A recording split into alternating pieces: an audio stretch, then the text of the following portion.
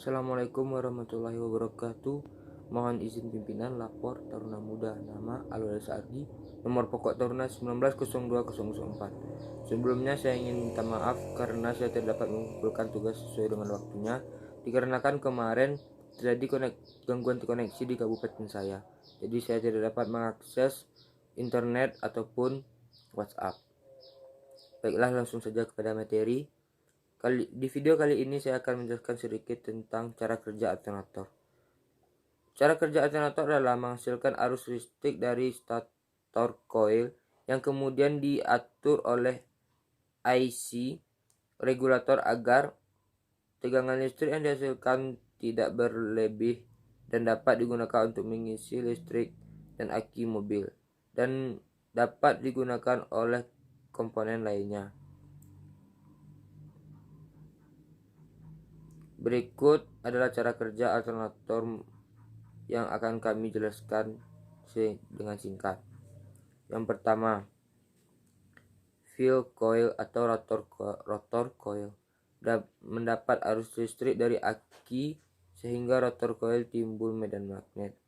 Yang kedua, jika alternator diputar oleh mesin, maka medan magnet rotor coil akan memotong gulungan konduktor pada stator coil. Ini mengakibatkan akan muncul listrik pada stator coil. Yang ketiga, tegangan bolak-balik yang keluar dari stator akan diserahkan oleh dioda sehingga menjadi satu arah. Yang keempat, arus ini akan mengalir ke dalam IC regulator agar tegangan yang dihasilkan tetap stabil kisaran 14,2 volt. Dan juga bisa mengisi listrik di aki mobil.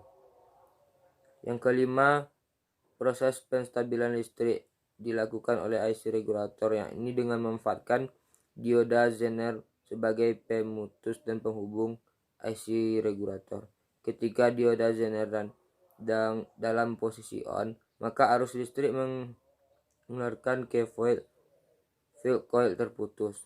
Efeknya adalah tidak adanya medan magnet sehingga stator berhenti menghasilkan arus listrik. Yang ketujuh, dengan berhentinya arus listrik dari stator coil ini akan menyebabkan tegangan yang menuju dioda Zener menjadi berkurang dan tentu mengakibatkan dioda Zener menjadi off. Hal ini dapat membuat listrik yang menuju field coil kembali mengalir sehingga kembali terdapat medan magnet dan membuat stator coil menghasilkan arus listrik kembali. Yang terakhir, begitu seterusnya proses penggunaan tegangan listrik yang dihasilkan oleh stator atau terus berulang. Baiklah, selanjutnya saya akan sedikit menjelaskan tentang bagian-bagian stator. Yang pertama ada rotor. Di dalam alternator, rotor merupakan bagian atau komponen yang berputar di dalam stator yang memiliki fungsi untuk menghasilkan medan magnet. Yang kedua, stator. Kemudian stator sendiri merupakan kumparan tembaga yang disusun sedemikian rupa sehingga rotor dan dapat berputar di dalamnya. Dan fungsi dari stator ini adalah menghasilkan arus listrik bolak-balik. Yang ketiga ada rectifier. Arus bolak-balik atau AC ini tidak cocok digunakan pada sistem kelistrikan dan harus diubah menjadi arus searah terlebih dahulu. Arus AC yang diinduksikan dalam stator coil dirubah oleh komponen yang satu ini, yaitu rectifier.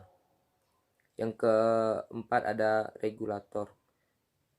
Regulator adalah yaitu memiliki fungsi menguatkan arus listrik yang masuk ke kumparan rotor. Jika output listrik pada stator kurang, maka regulator akan menambah listrik ke rotor. Dan jika berlebih, maka regulator akan mengurangi jumlah listrik yang masuk ke rotor.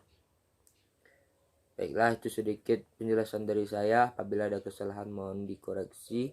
Mohon maaf. Assalamualaikum warahmatullahi wabarakatuh.